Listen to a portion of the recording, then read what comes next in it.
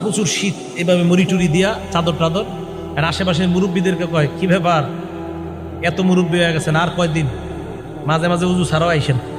মুরব্বীদেরকে বুঝায়, কয় কেন, উজু ছাড়াও মাঝে মাঝে নামাজ হয়ে যায়, আজকে তো আমি উজু করি নাই। খুব বুক ফুলায় বলতেছে।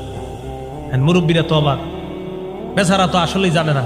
আবার ওই ছেলে বলছে, এই যে বুখারী শরীফের হাদিসে আছে, মুরব্বীরা ইমাম সাহেবরা বলছে, হুজুর আপনি বুখারী শরীফ 20 বছর কি পড়াইলেন, এখনো পর্যন্ত এই হাদিস পড়ার নাই যে উজু ছাড়া যে নামাজ হয়। হুজুর তো হ্যাঁ আমি তো এই হাদিস পড়াইছি বাবা, তো আপনি তো একদিন উজু ছাড়া নামাজ পড়াইলেন না। হুজুর হাদিস পড়াইছে, তো আপনি একদিন উজু ছাড়া নামাজ পড়ে আমল করবেন না? এটা এই হাদিস কোন কিতাবের ভাই, কথা বুঝছেন? এই হাদিস বুখারী শরীফের। আপনি একদিন উজু ছাড়া নামাজ পড়াইবে, আমল করবেন না? হুজুর বললেন যে ভাই, উম্মতের ঘুম আর নবীদের ঘুমের মাঝে পার্থক্য আছে। ওই সেগুলো দেশে বুঝাই দিল, কি পার্থক্য? নবী যখন ঘুমায় তার চোখ ঘুমায়, অন্তর ঘুমায় না। উম্মত যখন ঘুমায় তখন উম্মতের চোখ